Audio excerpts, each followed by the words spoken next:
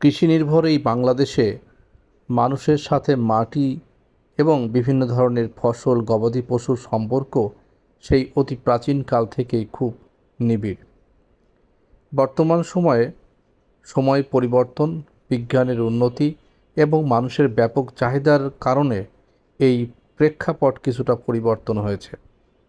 আগে প্রত্যেক ঘরে, প্রত্যেক বাড়িতে কিছু গবাদি পশু লালন পালন করা হতো এবং সেখান থেকেই মানুষের দৈনন্দিন চাহিদা মিটত। কিন্তু বর্তমানে লোকসংখ্যা বৃদ্ধির ফলে চাহিদা বেড়েছে বহু কয়েক গুণ, আর যে কারণে নতুন করে আমাদের পদ্ধতি বাতলাতে হয়েছে। এখন গরু পালন করা হয় খামারে, বাণিজ্যিকভাবে, এবং যেখানে অনেক বড় বড় ধরনের গরু থাকে। একসময় বাংলাদেশে হাইব্রিড জাতের এবং বিদেশি জাতের যে বিশাল আকৃতির ষাঁড়, গাভী, এগুলো চিন্তাই করা যায়নি। 80-র দশকের আগে বাংলাদেশে একটা গাভী দুধ দিত 1 কেজি, 2 কেজি, 3 কেজি। কিন্তু সেখানে এখন বাংলাদেশে গাভীর জাত উন্নয়নের ফলে একটি গাভী দুধ দিচ্ছে 30 লিটার। একটি গরুর ওজন হতো 60 কেজি, আর এখন একটি গরুর ওজন হয় 280 কেজি, 300 কেজি, 400 কেজি, 500 কেজি। ভাবা যায়? আর এই সবই সম্ভব হয়েছে বিজ্ঞানের উন্নতির কারণে এবং মানুষের চাহিদার প্রেক্ষিতে। দিন যত যাচ্ছে মানুষের চাহিদা বাড়ছে, মানুষের উপার্জন যেমন বাড়ছে, সাথে সাথে মানুষের চাহিদাও বাড়ছে। আর সেই বিষয়টি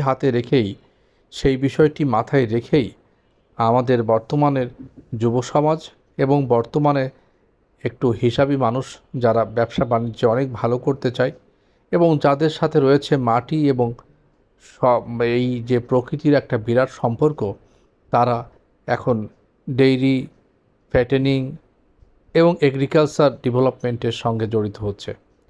এগ্রিকালচার এই সেক্টরকে তারা হাল ধরেছে, আর সে কারণেই আমাদের দেশ তরতর করে এগিয়ে যাচ্ছে এই সেক্টরে। এবং এখানে রয়েছে আরও অনেক সম্ভাবনা।